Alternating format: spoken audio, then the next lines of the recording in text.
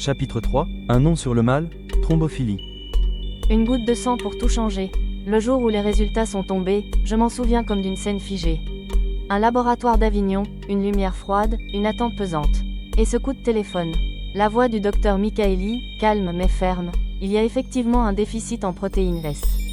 Vous souffrez d'une forme sévère de thrombophilie. Je n'ai pas compris tout de suite ce que ça impliquait. Le mot thrombophilie ne faisait pas encore partie de mon vocabulaire. Mais je savais que j'avais un nom. Un mot pour désigner l'ennemi invisible. Et ce simple fait, après tant d'années de flou, était une forme de soulagement. Mêlé à une angoisse nouvelle. Une maladie qui ne se voit pas. La thrombophilie, ce n'est pas une maladie qu'on lit sur un visage. Ce n'est pas un bras cassé ou une toux persistante. C'est le sang qui trahit. Le sang qui coagule quand il ne devrait pas. Qui bloque des veines, qui peut tuer sans prévenir. J'ai découvert que mon corps fabriquait le danger lui-même.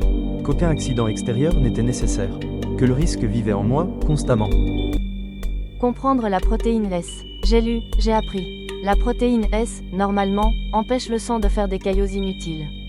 C'est un frein naturel du système de coagulation. Chez moi, ce frein est absent ou presque. Résultat, le corps crée des thromboses, encore et encore, comme un moteur qui s'emballe. Certains médecins appelaient ça un terrain à risque.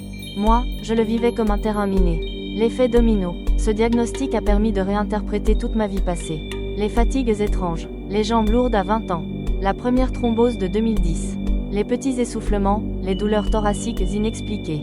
Tout prenait un sens. Mais aussi, tout devenait source d'inquiétude. Le moindre bleu, le moindre gonflement. Chaque douleur devenait suspecte. Et surtout, ma fille Léa. Et si elle aussi, le mot « génétique » s'est rapidement invité dans les consultations. On a évoqué les tests familiaux. Et dans ma tête, une angoisse nouvelle est née.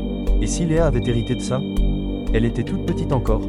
Sa joie, son insouciance, son sourire. Je refusais qu'une ombre vienne altérer cette lumière. Mais il a bien fallu faire les tests. Et l'attente des résultats m'a paru plus longue encore que la mienne. Les tests ont été effectués en 2022, bien des années après les premiers signes chez moi. Le résultat de Léa. Le verdict est tombé, Léa est porteuse du gène. Pas de symptômes, pas de manifestations cliniques. Mais le risque est là. Invisible, tapis. J'ai ressenti une douleur sourde. Un mélange de culpabilité et de soulagement. Elle était prévenue, elle serait surveillée, mais je savais que je venais de transmettre un héritage que je n'avais jamais souhaité. Expliquer sans effrayer. Comment parler à une enfant d'un danger invisible? Comment préparer sans alarmer? Léa a grandi avec cette réalité, avec des mots simples mais justes. Je lui ai toujours dit, ton corps a un truc spécial. Tu devras juste faire un peu plus attention que d'autres. Mais tu vivras, tu aimeras, tu feras tout ce que tu veux. Le traitement commence. Après le diagnostic, il a fallu agir. Les anticoagulants sont arrivés, et avec eux, une nouvelle vie. Une vie médicalisée, rythmée par les prises, les contrôles, les effets secondaires. Au départ, c'était le syndrome, puis le cardégique, puis encore autre chose. Puis enfin, l'Eliquis. Vivre avec l'Eliquis. Depuis 2016, l'Eliquis 10 mg jour est devenu mon compagnon quotidien. Un traitement fort, qui a réduit les risques, sans les annuler. Mais qui a aussi apporté son lot de contraintes. Les saignements, les douleurs abdominales, les surveillances constantes. Mais grâce à lui, j'ai pu traverser des années qui auraient pu être mes dernières. Il m'a sauvé la vie, littéralement. Même si je sais que cette balance est précaire. Le regard des autres change. Avec un nom, une preuve, les médecins m'ont pris différemment. Là où il y avait du doute, il y avait désormais de la méthode.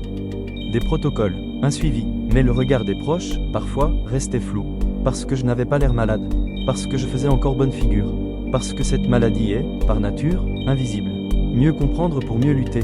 Je me suis plongé dans la documentation médicale. J'ai voulu tout comprendre. J'ai lu, j'ai questionné, j'ai pris des notes. Je voulais maîtriser ce que mon corps m'imposait. L'ignorance était mon ennemi. Un réseau de spécialistes. Petit à petit, un réseau s'est mis en place. Angiologue, hématologue, pneumologue, cardiologue. J'avais enfin une équipe autour de moi. Un filet, une structure. Je ne marchais plus seul dans le noir. La peur ne disparaît pas.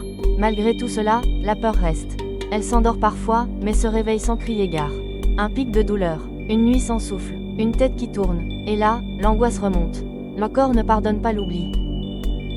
L'invisibilité sociale, c'est une maladie qui ne donne pas droit à la compassion automatique. On me croit souvent en forme. On minimise, on suppose. J'ai appris à me taire, parfois. Pour ne pas expliquer, pour ne pas justifier. Un nouvel équilibre à trouver. La thrombophilie a redéfini ma vie. Mon rythme, mes espoirs, mes projets. Elle ne m'a pas défini, mais elle a redessiné mes contours. J'ai appris à faire avec. Et parfois, à faire contre. Ce n'est pas une fin. C'est un point de bascule, et je me suis promis de rester debout. Chapitre 4 L'absence invisible, la veine cave. Prochainement.